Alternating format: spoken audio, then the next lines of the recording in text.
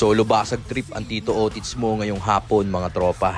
Nagluto ako ng soy honey garlic boneless chicken thigh with bok choy at sinamahan ko pa ng mabisang red horse na panulak, kaya wag na natin patagalin tong trip na to. Simulan na natin sa pagsisibak ng 2 buong bawang. Set aside dito naman tayo sa kalahating kilong bok choy. Hiniwaan ko lang ng ganyan yan, tapos kunin natin. Lagay natin dito sa stainless food pan. Lagyan natin ng asin, saka natin tubigan. Babad natin yan at least 30 minutes para matanggal yung mga unnecessary shit ng ating bok choy.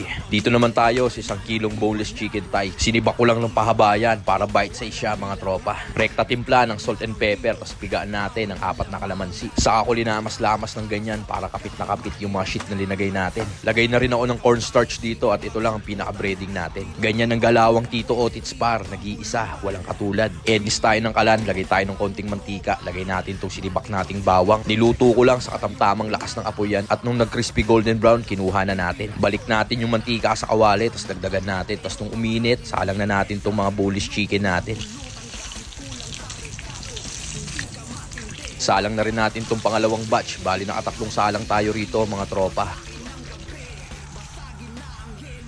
Palit tayo ng kawali, palitan natin ng bago. Salang tayo ng butter ngayon. Bago siya matunaw, lagay na natin itong bawang. Tapos konting halo lang yan tropa, lagyan na natin ngayon ng honey. Konting toyo na rin, sabay halo. At nung kumbay na siya, lagay na natin itong mga chicken natin. Konting toss at konting halo lang yan at okay na yan mga tol. Ednis ulit tayo ng kalan at magpapakulo na tayo ng bok choy. Pinakuluan ko ng 15 seconds yan sabay hango para manatili yung crispiness niya. Tanggalin natin yung sabaw, balik natin yung kawali, lagay tayo ng konting mantika, tapos lagay tayo ng bawang. Pagkagisa, lagay na natin itong bok choy. Timplahan natin ng asin, konting toss lang at safe na rin to mga tropa. Rekta plating dito sa plato, salansan na natin itong mga boneless soy honey garlic chicken natin. Tapos sa kabila naman, lagay na natin itong mga bok choy natin. Grabe yan tropa, balanse ang pulutan ni Tito Otits. Tapos sabayan mo pa ng fried garlic. Diyos ko po, talaga naman. At yun na nga, tapos na tayo magluto tol. Tingnan mo naman, mabilis ang galawan lang ni Tito Otits to par. So paano tol? Tara, tagay na.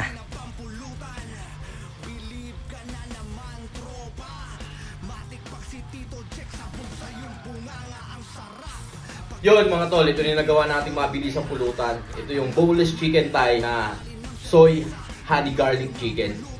Yan tropa, may bok choy pa, tsaka fried garlic para balanse. At bala tayo nito. Eto na oh. Tikiman time. Boneless yan par.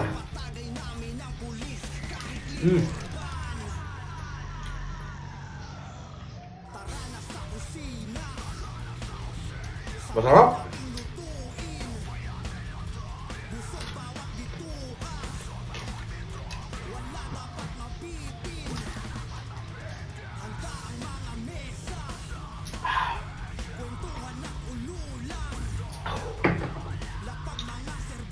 Sarap. Pambalanse.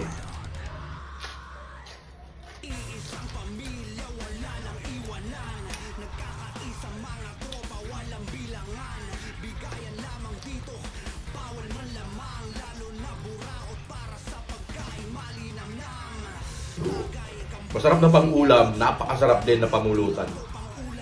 Grabe mga tol. Tsaka mura lang. Mura lang ang costing nito mga tol ha. Mga nasa 300 pesos safe na. 1 kilong boneless chicken, tapos kalahating kilong bok choy.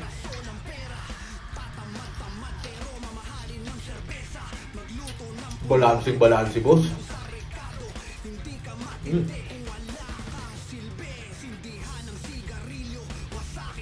Tagay po.